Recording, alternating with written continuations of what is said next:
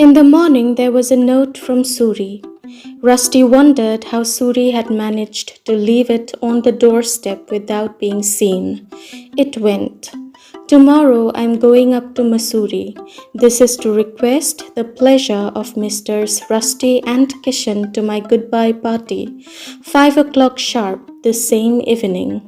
As soon as it became known that Suri was leaving, everyone began to love him, and everyone brought him presents, just so he wouldn't change his mind and stay.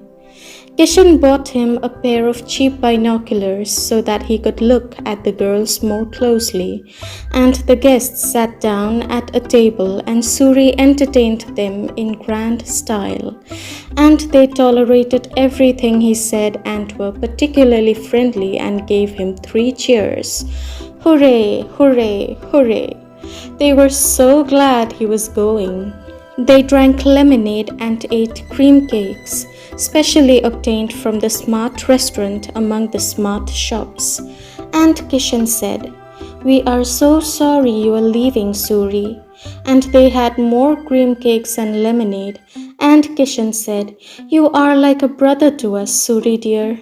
And when the cream cakes had all been finished, Kishan fell on Suri's neck and kissed him. It was all very moving, those cream cakes and lemonade and Suri going away. Kishan made himself sick, and Rusty had to help him back to the room. Kishan lay prostrate on the bed, whilst Rusty sat in front of the window, gazing blankly into the branches of the banyan tree.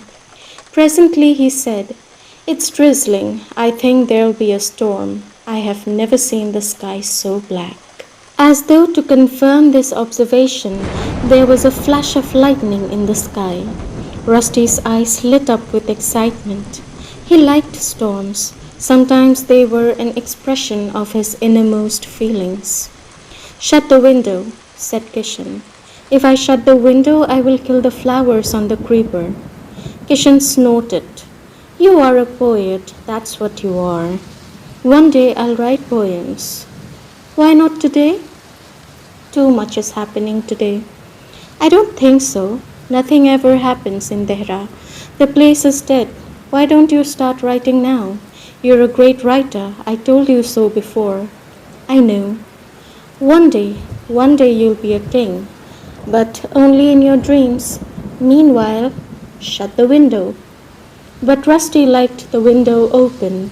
He liked the rain flecking his face, and he liked to watch it pattering on the leaves of the banyan tree.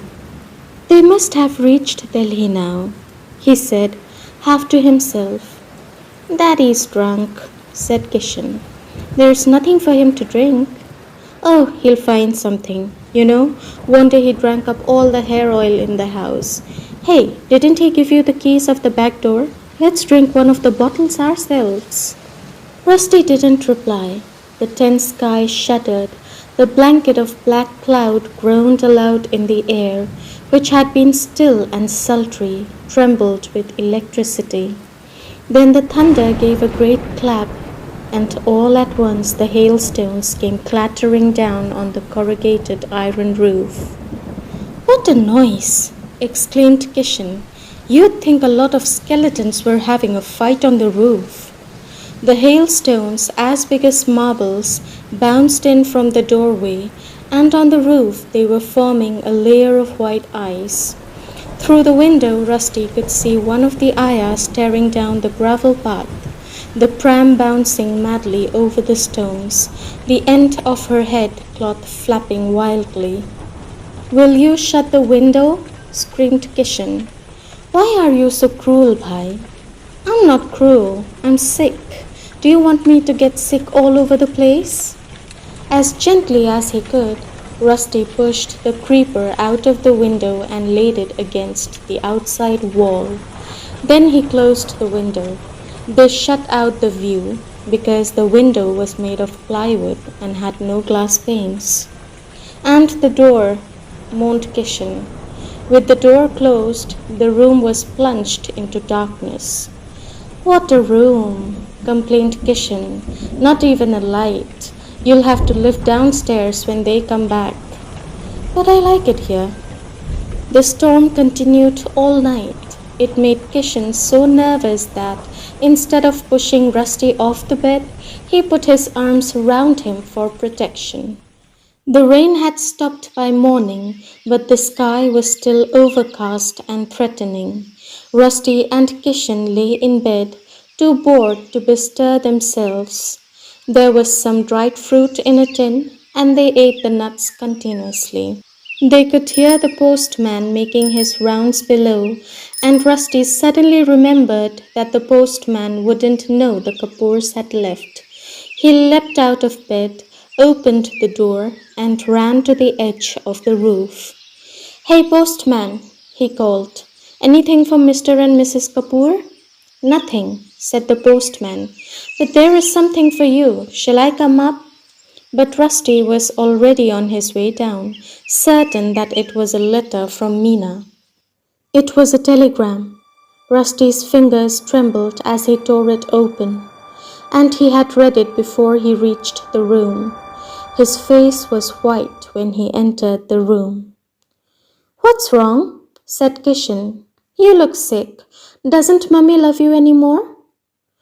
Rusty sat down on the edge of the bed, his eyes staring emptily at the floor. "You're to go to Haridwar," he said at last, "to stay with your auntie." "Well, you can tell Mummy I'm staying here."